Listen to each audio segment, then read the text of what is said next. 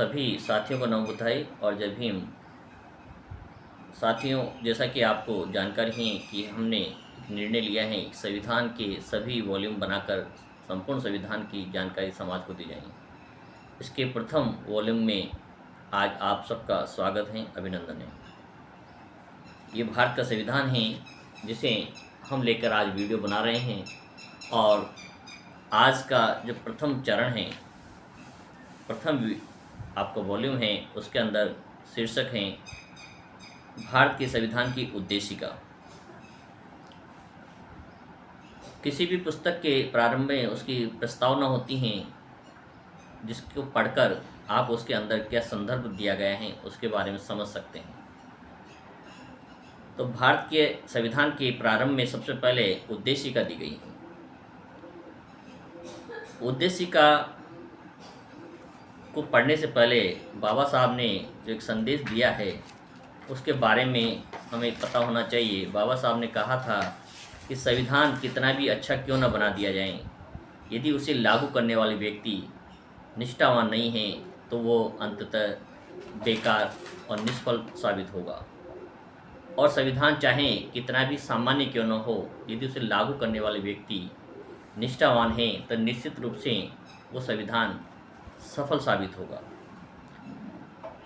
समय अनुसार परिस्थितियाँ बदलती रहती हैं, नए लोग सत्ता में आते हैं, आसीन होते हैं। अब वो उनकी निष्ठा पर निर्भर करता है कि उसे कैसे लागू किया जाए। लेकिन हमारा भी कर्तव्य है कि हमें भी संविधान की जानकारी होनी चाहिए, तभी हम अपने अधिकारों को लेकर लड़ सकते हैं। इसके पहले चरण में आज हमने रखा है लक्ष्य, वह है भारत के संविधान की उद्देशिका। ये संपूर्ण संविधान का निचोड़ है और इसको किस प्रकार से रखा गया है, क्या क्या इसके लक्ष्य हैं, एक बार हम इसका वाचन करेंगे, फिर इसका वर्णन भी बताएंगे। हम भारत के लोग भारत को एक संपूर्ण प्रभुत्व संपन्न समाजवादी धर्मनिरपेक्ष लोकतंत्रात्मक गणराज्य बनाने के लिए तथा उसके समस्त नागरिकों को सामाजिक, आर्थिक, राजनीतिक न्याय, विचार अभिव्यक्ति, विश्वास, धर्म और उपासना की स्वतंत्रता, प्रतिष्ठा और अवसर की समता प्राप्त कराने के लिए तथा उन सब में व्यक्ति की गरिमा और राष्ट्र की एकता और अखंडता सुनिश्चित करने वाली बंधुता बढ़ाने के लिए दृढ़ संकल्प होकर अपनी इस संविधान सभा में आज तारीख 26 नवंबर 1949 को मिति मार्गशीर्ष शुक्ला सप्तमी संवत 2006 विक्रमी को एतद द्वारा इस संविधान को अंगीकृत और अधिनियमित आत्मार्पित करने का निर्णय लेते हैं, शपथ लेते हैं। इसके अंदर 42वें संशोधन के द्वारा एक संशोधन किया गया, क्योंकि इसके अंदर जो धर्मनिरपेक्षता शब्द था पहले नहीं था। तो 42 संशोधन अधिनियम 1976 की धारा 2 में 3 जनवरी 1977 से ये संशोधन हुआ, जिसमें प्रभुत्व संपन्न लोकतंत्रात्मक गणराज्य के स्थान पर प्रतिस्थापित किया गया। और संविधान के अंदर 42वें संशोधन अधिनियम 1976 की धारा 2 में 3 जनवरी 1977 से राष्ट्र की एकता के स्थान पर प्रतिस्थापित से किया गया। जो पहले स्थान शब्द था वो राष्ट्र की एकता था, उसके स्थान पर इन्होंने प्रभुत्व संपन्न लोकतंत्रात्मक गणराज्य नाम शामिल किया। तो ये एकमात्र संशोधन संविधान की प्रेम्बल में उद्देशिका में दिया गया था। इसका तात्पर्य ये है कि भारत सरकार हमें ये विश्वास दिलाती है कि भारत के अंदर रहने वाले प्रत्येक व्यक्ति को अपनी इच्छा के अनुसार किसी भी धर्म को छोड़ने, त्यागने और परिवर्तित करने का पूर्ण अधिकार है। उसे थोपा नहीं जा सकता है। सर्वधर्म पर विश्वास करती हैं।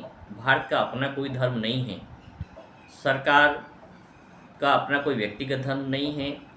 सभी व्यक्ति को धर्म की आज़ादी है।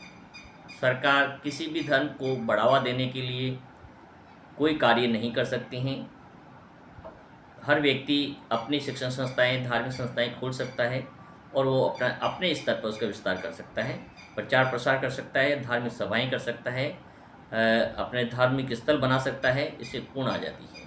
ये सरकार की दृष्टि में सभी लोग, सभी नागरिक समान हैं। सबको समानता का व्यवहार किया जाएगा। सभी व्यक्ति को राजनीतिक न्याय दिया गया है। सभी व्यक्ति चुनाव लड़ सकते हैं, जीत सकते हैं और बड़े से बड़े पद पर जा सकते हैं। उसी प्रकार से संविधान के अंदर सरकार ने सभी व्यक्ति को विचार अभिव्यक्ति, विश्वास, धर्म और उपासना की स्वतंत्रता प्रदान की है।